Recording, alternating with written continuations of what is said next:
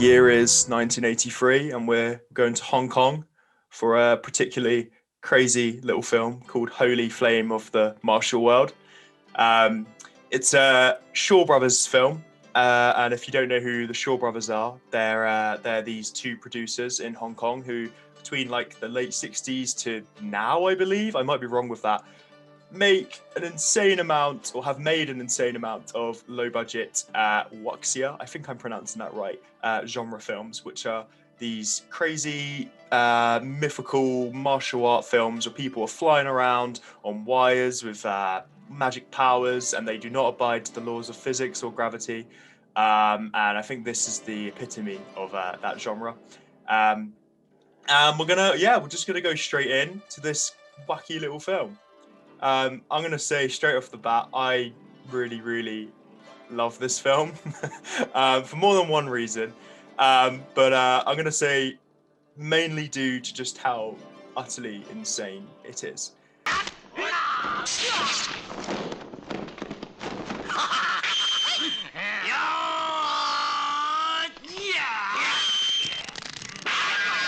In terms of the plot, it's almost non-existent. There is barely there's so much happening. It's very difficult to keep up.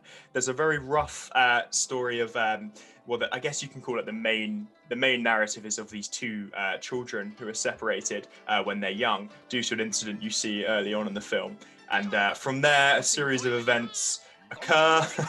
But to be honest, you're in it for the ride. You're in it for the spectacle.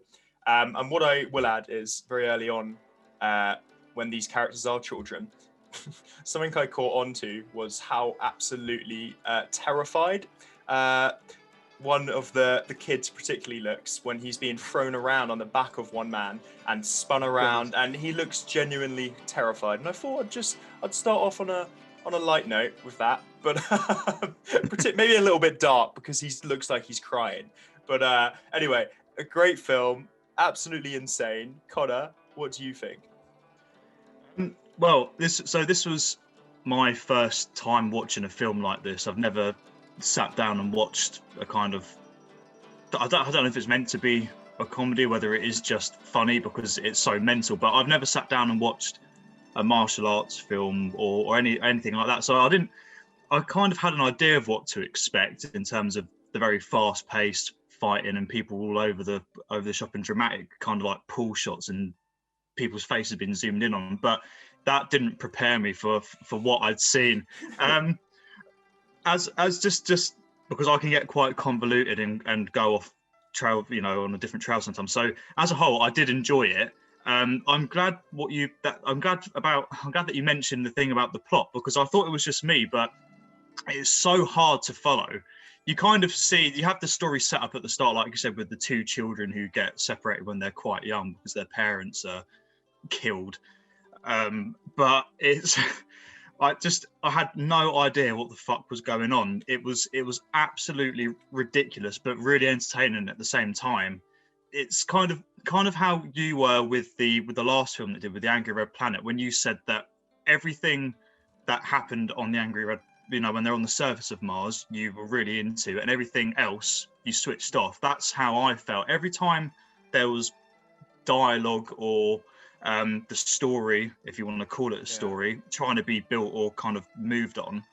I switched off. I found it very easy to switch off during it, but the second someone started fighting or there was any kind of aggression shown, I was back into it. And the really good thing is that there's so much of it. Yeah, it's non-stop. Is that when you do switch off, you're switched off for what, maybe 2 minutes max, 2 or 3 minutes. Well, yeah, I do. Sorry, just to interrupt you, Connor. I do agree with your sentiments in terms of there's because it's very short. It's like 85 minutes, and when you and it's hard. It keeps up such an aggressive and relentless pace. It's so hard to get engaged with the actual plot because you are waiting for the crazy action. And this film has fucking bucket loads of that insane wire work, insane, crazy, mind blowing stuff.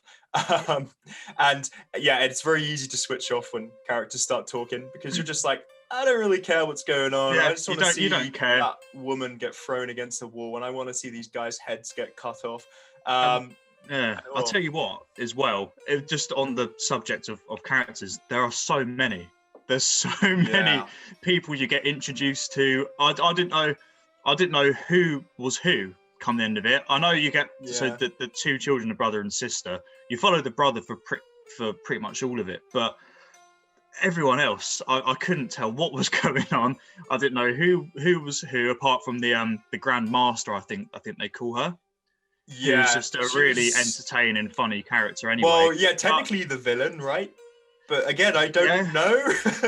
But yeah, while yeah. talking about villains, this film has arguably up there with like fucking Thanos, uh, Darth Vader, the best villain of all time, and I'm gonna just refer him to the Green Suit Man, who for some Oh, reason, the corpse. yeah, speaks English. I'd kill you. Nadio. Shut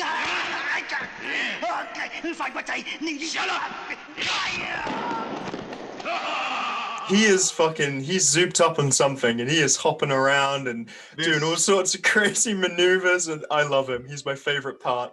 this thing is just an incredible concoction of just utter. I don't even have the words to describe it. But what I will say about the corpse is, Is that his name? The Green Man in the suit? I think Is it he the records. I think the man who summons him refers to him as the corpse. Oh, okay.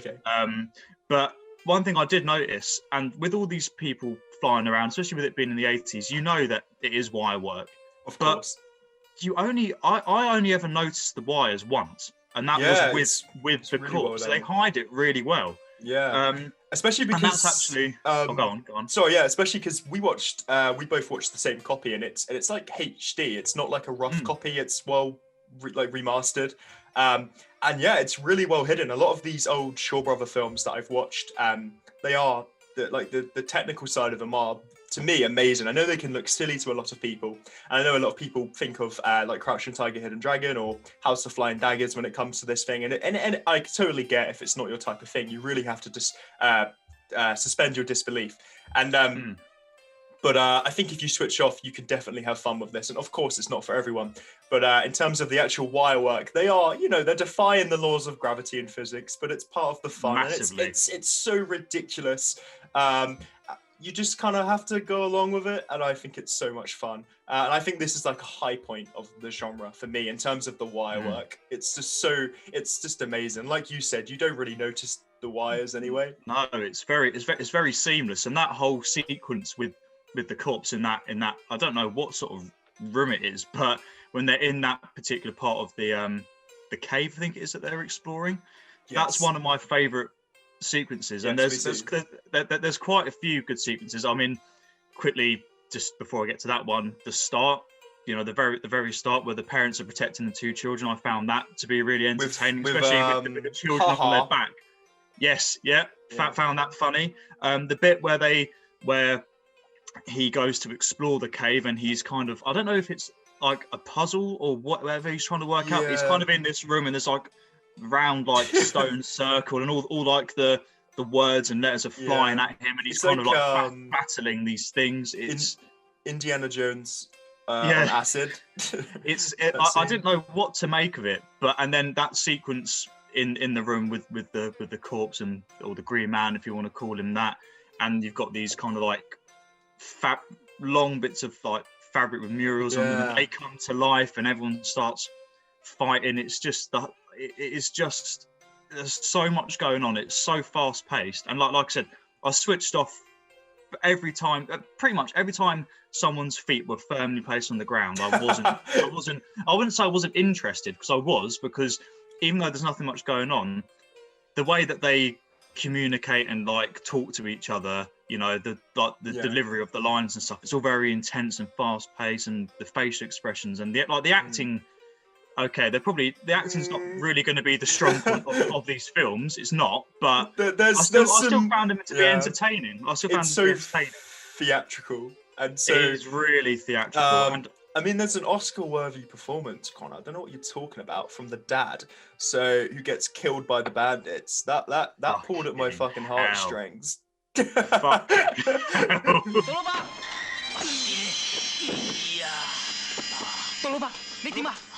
You have to understand that these are purely for entertainment. Yeah, there is a story there, but it's not that interesting, if I'm honest. You know, it's not a story that's going to grab you in. There's just a story because there needs to be one. There has to be a narrative, otherwise it's just going to be a compilation of people fighting, which it basically is. Yeah, technically. It is pretty much just like just multiple scenes and takes of people fighting each other. But I've got no complaints with it. It's really thoroughly entertaining, and like I said, I'm glad I finally immersed myself in this genre, and I'm glad it was this film that kind of kicked it off for me. I didn't know anything about the directors or producers. I didn't know that they'd made any other films, and now I'm really intrigued to go and watch more. So yeah, I haven't got a bad thing to say about it. It's not boring. It's just you watch these because you want to see people fighting each other and looking ridiculous while they do it. And if you switch off when they're talking, so what? It doesn't mean the film's bad. It just means no, not at all. Like, and with these, especially these old. I keep saying wuxia.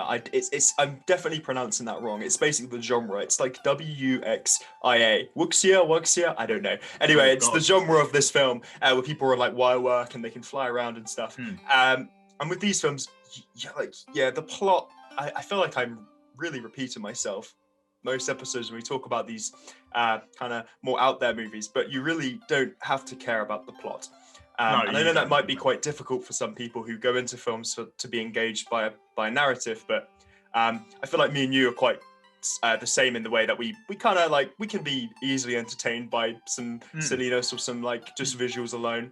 And I feel like this is the perfect visual movie in terms of how it's fast paced it is and creative and just like fucking fun, man. Just fucking fun.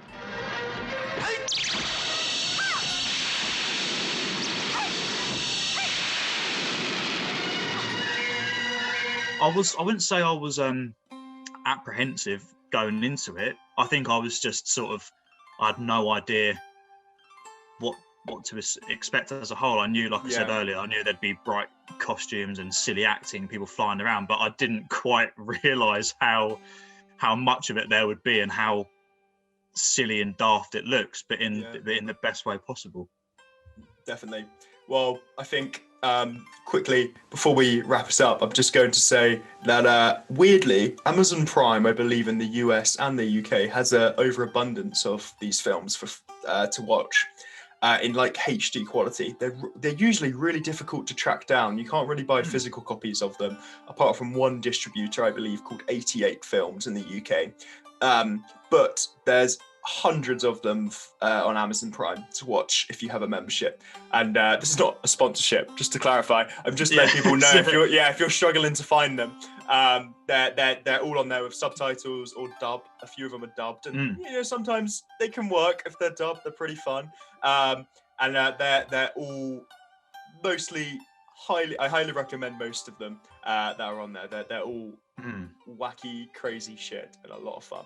But we both love this film, and I'm happy we got to talk about it. And I hope, further down the line we can do another one and within this genre. And hopefully, because this film's still pretty unknown, we can get some other people to watch it and get some other fans, because maybe it's got some cult following potential.